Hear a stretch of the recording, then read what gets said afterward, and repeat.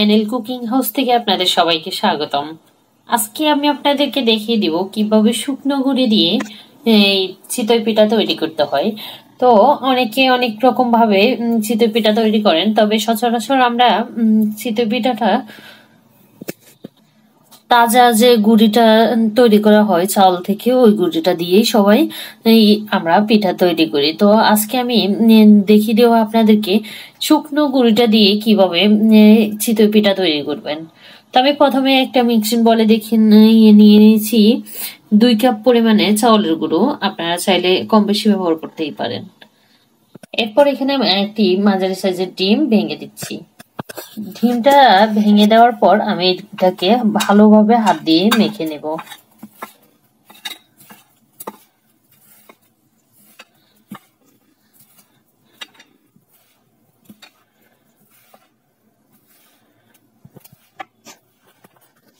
আমি এখানে হালকা হালকা করে একটু একটু করে পানি দিয়ে দিব।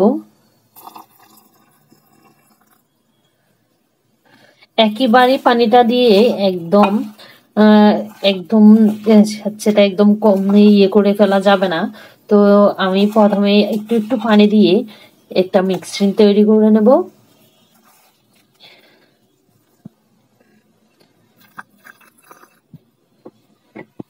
এখানে একবারে অনেকগুলো পানি দিয়ে ফেললে হবে না। আমি এখানে একটা আটার ডো যেভাবে তৈরি করি আমরা সচরাচর রুটি তৈরি করার জন্য, এরকম একটা ডো তৈরি করে নিচ্ছি। ভালোভাবে কিন্তু এটাকে মিশাতে হবে। এই যে আমার মতো করে হাত দিয়ে ভালোভাবে এটাকে একদম ভালোভাবে করে নিতে হবে, যাতে করে এটা একদমই একটা আটার ডো এর মতো হয়ে যায়। এরপর যে আমি দিয়ে দিব পরিমাণ মতো লবণ। এখানে আটার পরিমাণটা যত বেশি হবে লবণের পরিমাণটাও তত বেশি হবে। সরি, চাউলের গুঁড়ো, আটা না, এটা চাউলের গুঁড়ো ইউজ করতে হয়। তো আমি এখানে স্বাদ মতো লবণ দিয়ে দিয়েছি। লবণ দেওয়ার পর আবারও ভালোভাবে কষলিয়ে নেব, যাতে এটা একদমই লবণটা একদম সবগুলো আটার সাথে ভালোভাবে মিশে যায়।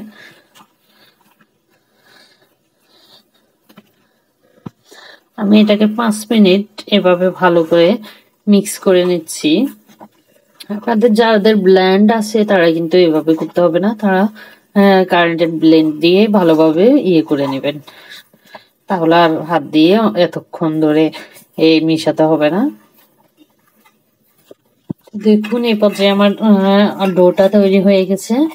তো ডোটা তৈরি হওয়ার পর এটাকে আমি কমপক্ষে আধা ঘন্টা থেকে 1 ঘন্টা রেস্টে রেখে দেব, ঢাকনা দিয়ে ঢেকে। কেননা এটা শুকনো গুঁড়ি, এটা অবশ্যই রেস্টে রাখতে হবে।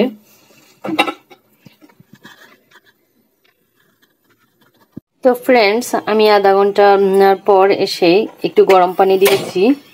হালকা গরম হতে হবে পানিগুলো, যেটা আমি যে ডো করে রেখেছি চাউলের গুঁড়োর, এই ডোটাতে ব্যবহার করব। ডোটা দেখুন কেমন হয়ে আছে।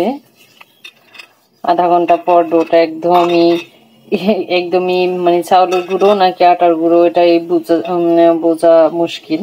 একদমই মিশে গেছে ডোটা, এখন বলাও যাবে। তো এইভাবে ডোটা হওয়ার পর আমরা হালকা গরম পানি দিয়ে দিব। এটাতে একটু একটু করে দিতে হবে, এটা কিন্তু অবশ্যই লক্ষ্য রাখতে হবে। তো ফ্রেন্ডস, আমি এই ডোটা এখন একটা বলে নিয়ে নিব, গরম পানি দিয়ে হালকা গরম পানিতে মেখে নেওয়ার জন্য। ফ্রেন্ডস, আমার গরম পানিটা হয়ে গেছে। এরপর যে আমি একটু একটু করে পানি দিয়ে দিব এবং ডোটা ভালোভাবে গুলে নেওয়ার চেষ্টা করব। যেহেতু গরম, তো আমি হাত দিয়ে না মেখে এটাকে একটা চামচের সাহায্যে মেখে নিচ্ছি।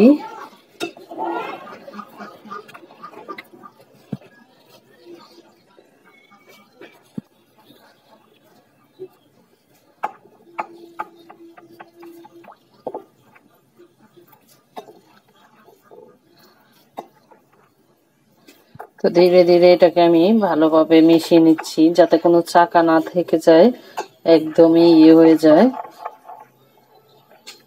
একদমই মিশে যায় পানির সাথে।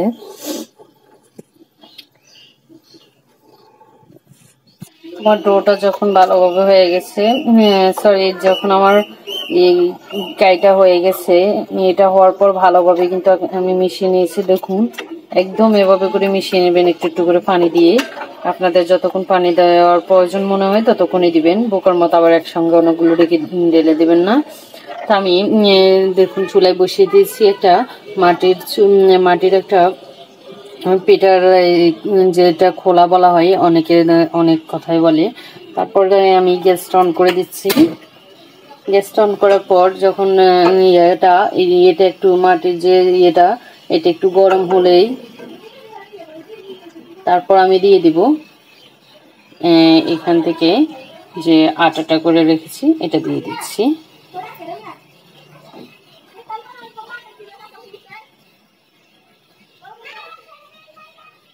দেওয়ার পর আমি একটা ঢাকনা দিয়ে এটা ঢেকে দেব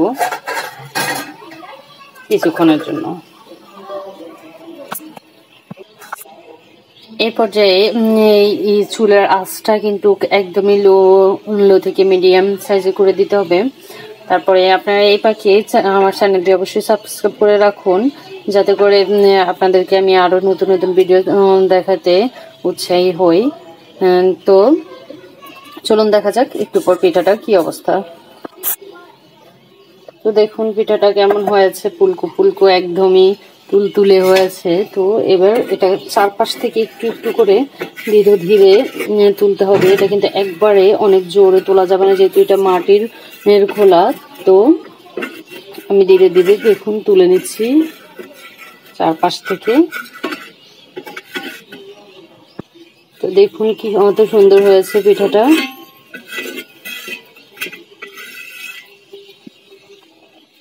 এরকম পুলকুল পুলকো অসংখ্য পাকযুক্ত পিঠা তৈরি করতে কে কে পারেন অবশ্যই কমেন্টে জানাবেন, এমনকি আমার চ্যানেলটা সাবস্ক্রাইব করে পাশে থাকুন। তো এই ছিল আজকের ভিডিও। সবাইকে ধন্যবাদ। ভালো থাকবেন সবাই, সুস্থ থাকবেন, সুন্দর থাকবেন। খোদা হাফেজ।